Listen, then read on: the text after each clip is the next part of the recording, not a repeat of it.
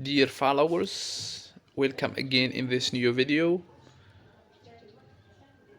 This is the third video of a playlist that we have begun before.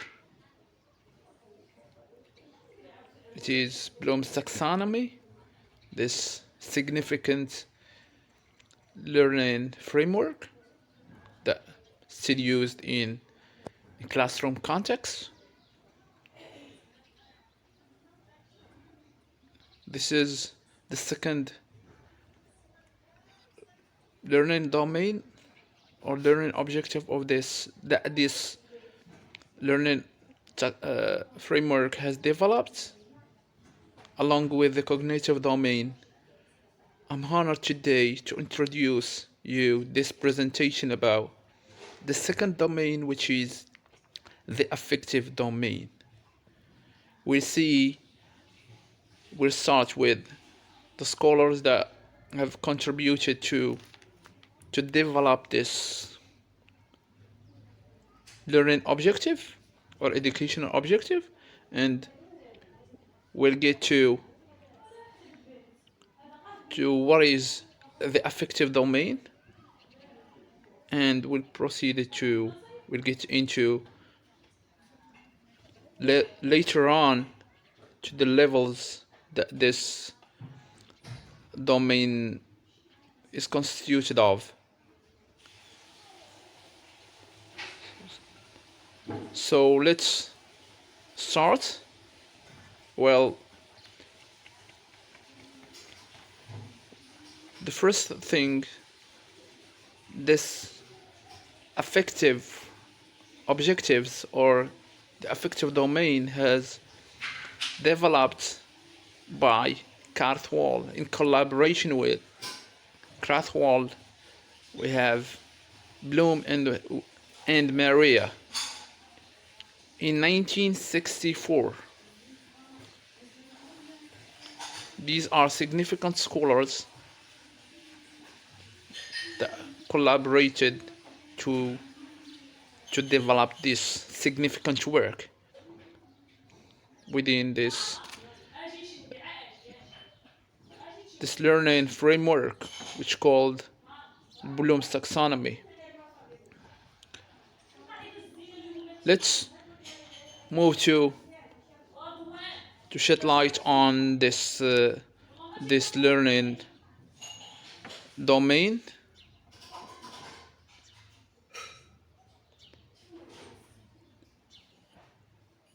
What is affective domain? If we see that the cognitive domain, we have mentioned before that we have the affective domain refers to what we think.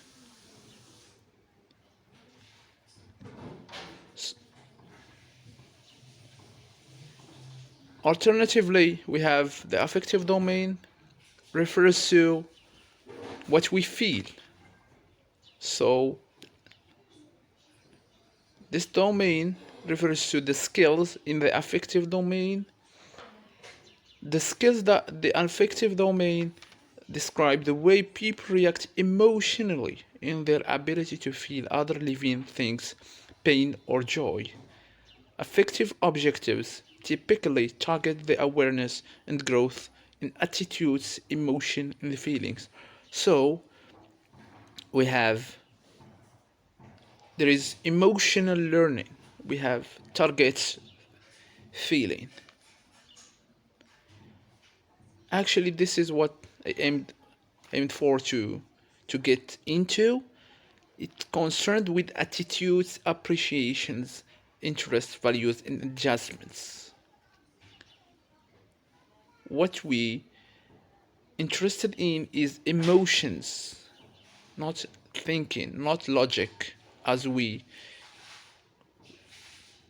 talked about before about the cognitive domain.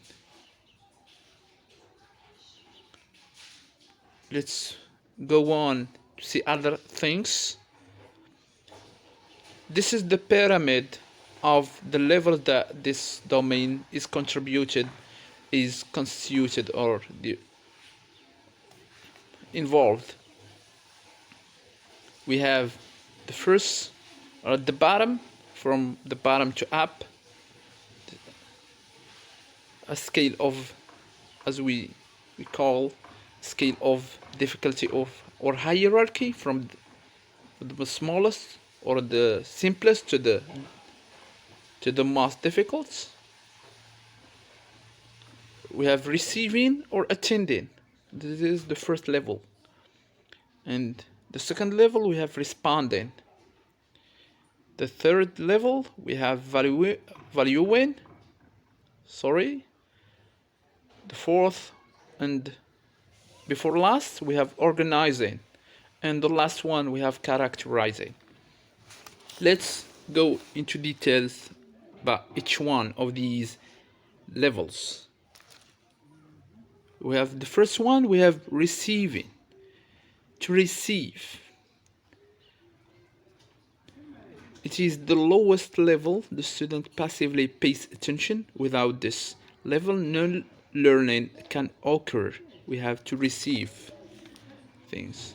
Receiving is about the student's memory and recognition as well. It is willing to listen or see, to pay your attention. Paying your attention is important at first. It's willing to be aware of the setting or situation. It gives attention by choice, open to the experience. Let's have an example. For example, the student saw a person helping poor. Let's go to the second level.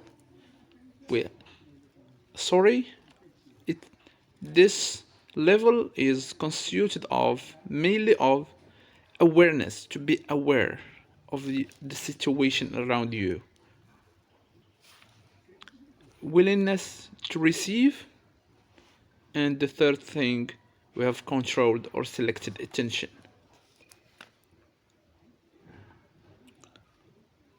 These are the three pillars of receiving. Let's go to the second level. After receiving the stimulus, we have responding to the stimulus. The student actively participates in the learning process. Like in behaviorism theory, we have stimulus and response. The student actively participates in the learning process, not only attends to a stimulus. The student also reacts in some way. We have feedback, to give feedback. Example, he saw that people appreciating the person who helped poor. We have, you should underline this word, active participation. It is important at this level. Willingly participating. Be obedient. Volunteers find satisfaction in participating. Ready to respond. The example, he saw that people appreciating the person who helped poor. Let's go to the third level of the affective domain.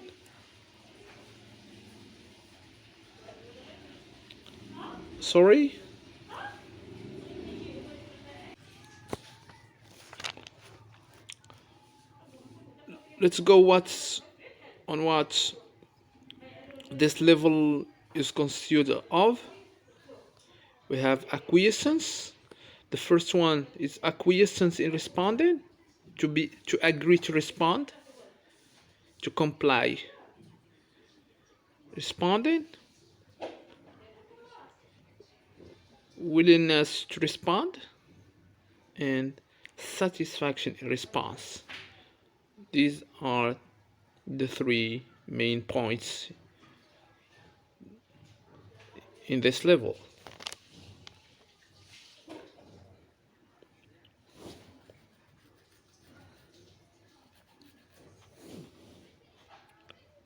Let's go directly to the third level, which is valuing. Valuing is also important level in this domain. The student attaches a value to an object, phenomenon, or piece of information. The student associates a value or some values to the knowledge they acquired. In valuing, we have internalizing the worthiness. Motivated to invest, chooses to behave in a certain way frequently, begins to identify with a behavior or commit to it. Commitment is a very important fundamental word in this level. Commitment to the stimulus.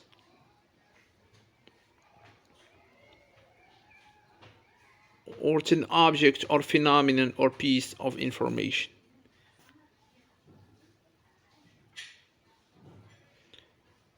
In investments, for example, let's take an example.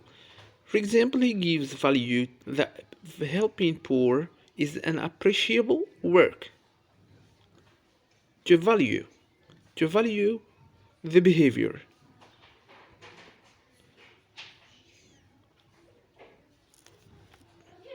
So let's see what is after this level. We have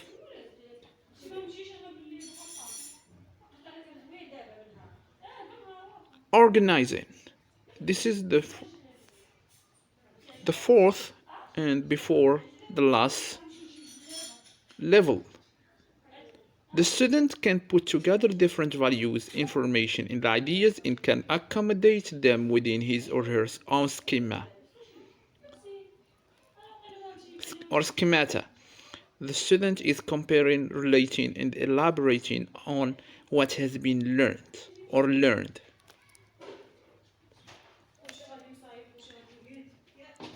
Is the ability to see the value. Is to conceptualize.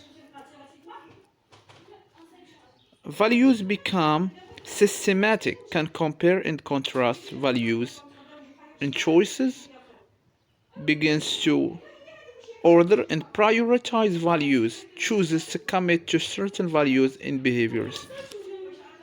Is to conceptualize. For example, then he organizes his learning. Let's stay with what we have proceeded in an example.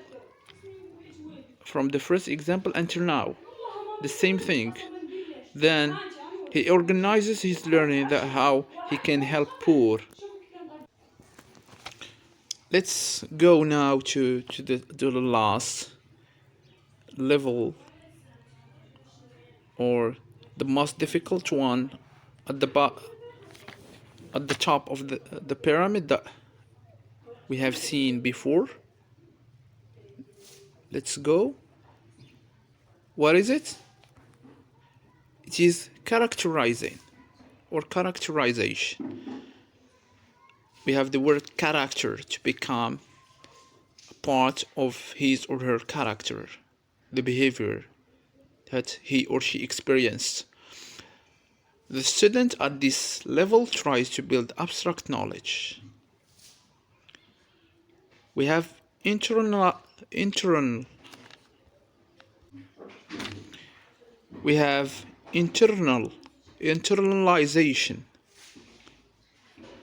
or internalize. We have internal or internalization of the behavior.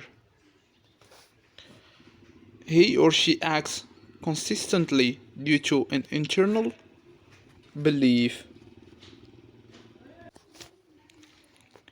He or she can articulate in a philosophy or world view.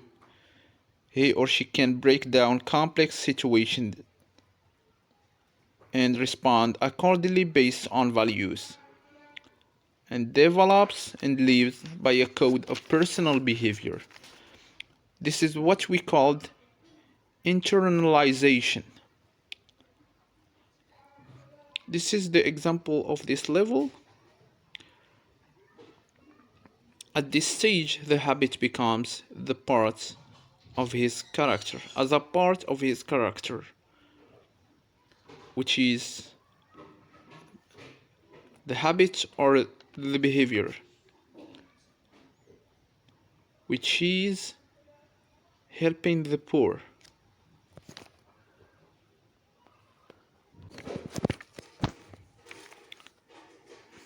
So I have finished this presentation today.